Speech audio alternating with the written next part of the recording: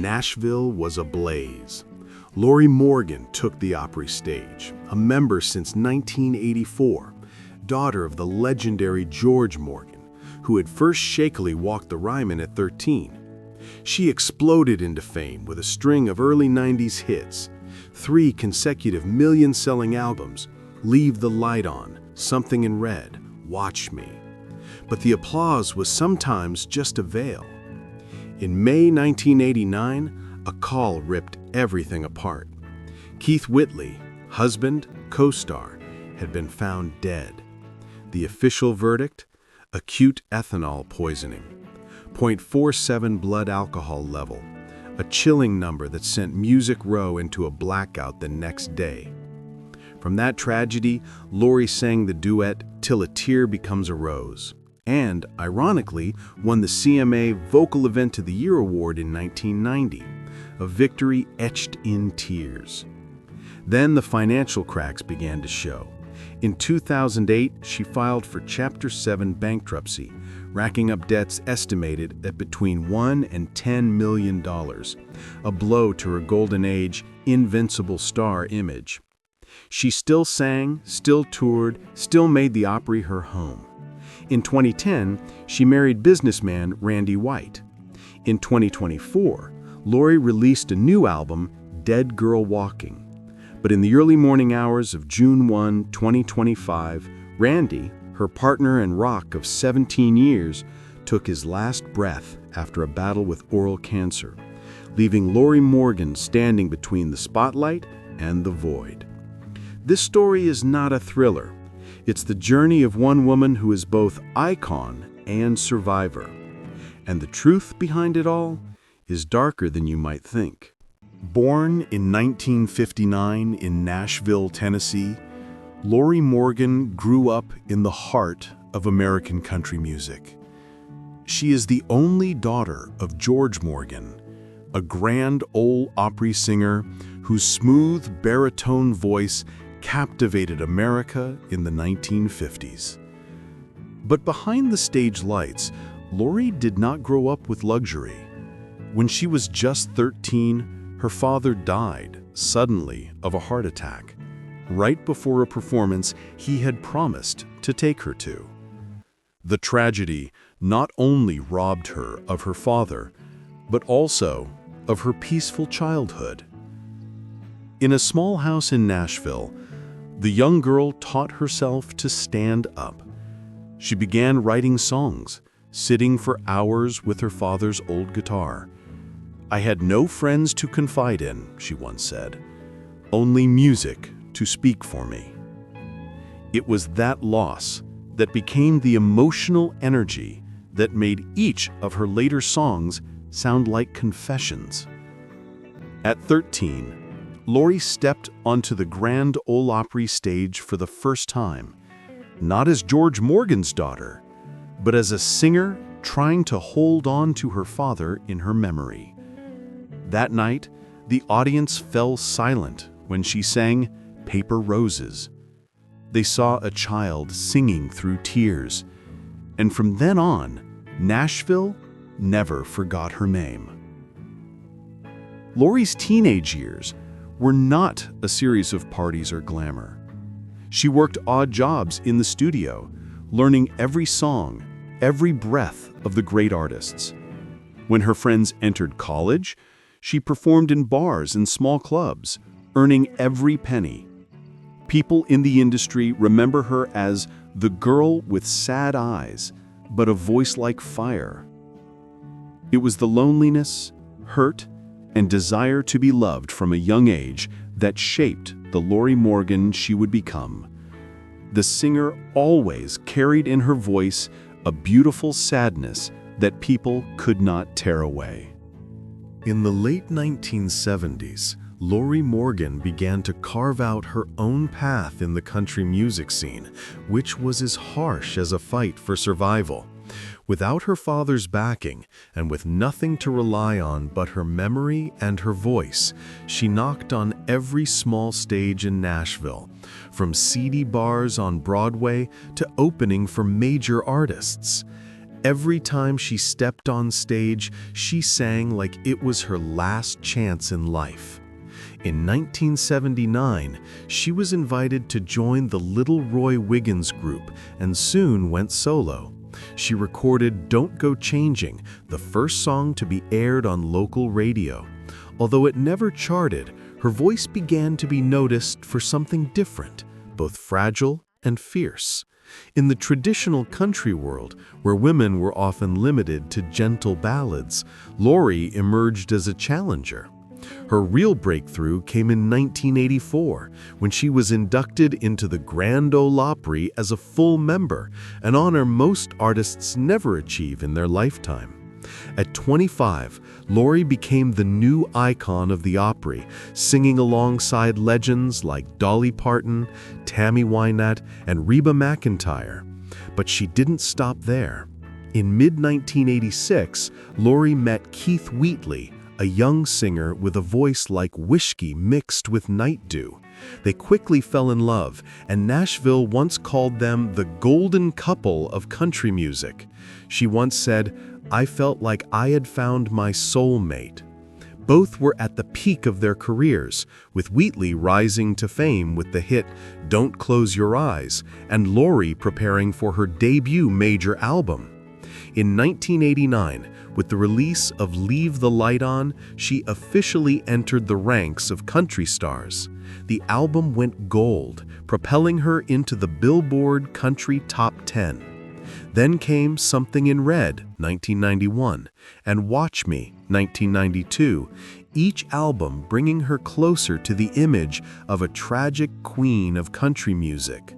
Songs like 5 Minutes, A Picture of Me Without You, Except for Monday, were not just music, but slices of her own life. However, the higher Lorrie flew, the more she felt the price of the spotlight. The tight schedule, the constant recordings, interviews, and tours gradually exhausted her. Friends recounted she often sat alone backstage, holding a glass of wine. Her eyes seemed to see through her. But the audience never saw that. On stage, Lorrie Morgan was always the perfect image: wavy blonde hair, gorgeous red dress, warm, husky voice that seemed to embrace the entire audience. Nashville calls her the voice of broken hearts. And perhaps no one knows what it means to be broken more than she does. After the early 1990s, the spotlight became a double-edged sword for Lorrie Morgan. The more acclaim she received, the more empty she felt. While audiences saw only a perfect voice and a glamorous image on a magazine cover, behind the scenes, Lorrie was battling nightmares, alcohol, fear of being forgotten, and utter loneliness. The real storm came on May 9, 1989, when her husband, Keith Whitley, was found dead in his Goodlettsville, Tennessee home. His blood alcohol level was recorded at .47, 6 times the legal limit. Whitley's death was not just a personal loss, but a shock to the country music scene. Nashville was silent. Lorrie was devastated. In the months that followed, she continued to sing, but her voice took on a different kind of pain.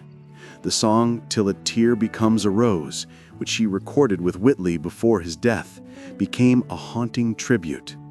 "When I heard his voice again, it broke my heart," she said in a 1990 interview. The song earned her a CMA Vocal Event of the Year award, but Lorrie didn't celebrate because she knew the glory had come at the cost of her loved one's death. After Whitley, Lorrie fell into a series of unstable years.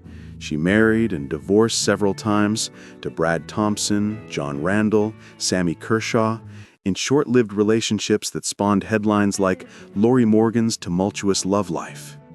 The press picked apart every detail, turning her personal pain into a distraction. In an interview with People, she said, "I just want to love someone, but I seem to be good at hurting and being hurt." By the mid-2000s, Lorrie's career was no longer what it had been. Album sales were slow, and her record label reduced support. She gradually fell out of the spotlight, switching to small shows, tea rooms, or memorial concerts. People who worked with her said that there were times when Lorrie would come to a show without saying a word, just sitting silently for hours before stepping onto the stage. Then, in 2008, she filed for Chapter 7 bankruptcy, claiming debts of between $1 million and $10 million. Assets, houses, and copyrights were mortgaged. A country icon who once dominated Billboard was now being called a fallen star by the press. But Lorrie never complained. In a short interview afterwards, she said softly, "I lost someone I loved, so money is no longer scary." Behind the image of a resilient artist is a woman who has faced death, betrayal, and even her own inner demons. Nashville once called her the Queen of Broken Hearts, but perhaps the most broken heart of all was her own. In May 2025, Nashville was once again shrouded in a familiar darkness. The news spread quickly. Randy White, Lorrie Morgan's sixth husband, had died after a long battle with oral cancer. She called him "my safe place," the last peaceful place in her stormy life. "Randy was the only person who made me not feel like I had to be Lorrie Morgan on stage," Lorrie said in an interview in late 2024. "With him, I was just Loretta." Randy White's death not only closed a chapter in Lorrie's life, but also brought her back to confront old memories: Keith Whitley's death, the heartbreaks, and lonely nights in the studio. Friends say that after the funeral, she didn't leave her home for 2 weeks. The door to her Lebanon, Tennessee mansion was always closed. Every night, a neighbor said, the living room light was on until dawn. But Lorrie chose what she had always done for 40 years: sing. In August 2024, just months before Randy died, she released the album Dead Girl Walking. The title sounded foreboding, but each song was a reconciliation of a woman coming to terms with it all: love, loss, mistakes, and loneliness. The title track begins with the line, "I've walked through fire, but I'm still here." The line was sung at Randy's funeral as her final recording was played. Lorrie's career was no longer at the height of 2 decades ago, but for those who truly understood country music, she never left the hearts of her fans. Nashville called her the last lady of country tragedy, the last woman to retain the genre's raw, painful soul. In her later years, Lorrie rarely appeared in public. She spends her time on a small farm outside the city, occasionally writing music and caring for her elderly mother. A source close to her says she is writing a memoir, a work tentatively titled Still Standing. It may be the first time audiences will hear the whole truth, not from the press, but from the woman who has been through it all. If Lorrie Morgan's story were a song, the tragic part would have played long enough. But that's why every note that remains is all the more precious, because it's sung by a heart that has been broken many times, but still won't stop beating. More than 4 decades have passed since little Loretta Lynn Morgan first stood trembling on the Grand Ole Opry stage. From being George Morgan's daughter to becoming one of the most iconic female voices in country music, Lorrie's life has been the journey of an unyielding soul. She left behind not only more than 15 studio albums, dozens of hits, and millions of records sold, but also a style, something no one can imitate, a voice that carries both fire and tears. Each song, from Something in Red to A Picture of Me Without You, is an autobiographical chapter hidden in music. She turned pain into art and loss into fire to continue singing. Younger artists like Casey Musgraves or Carly Pearce have mentioned Lorrie Morgan as one of the women who paved the way for them, not for fame, but for honesty. In an era when Nashville was caught up in commercial formulas, Lorrie still maintained a way of telling stories with real emotion, something that audiences couldn't find anywhere else. A close friend of hers, singer Pantillis, once said at Randy White's funeral, "Lorrie was someone who sang about pain like she had made peace with it, and that's what made people believe every word she sang." People may love Lorrie Morgan for her voice, for her haunting love songs, or for her personal scandals that once made the press boil, but after all, Lorrie Morgan is living proof of one thing. Fame doesn't make an artist. Pain makes their soul. At a recent performance, when asked why she was still on stage after all these years, she just smiled and said, "Because I still have something to sing, and people still want to hear it." And perhaps that is the best definition of a true artist.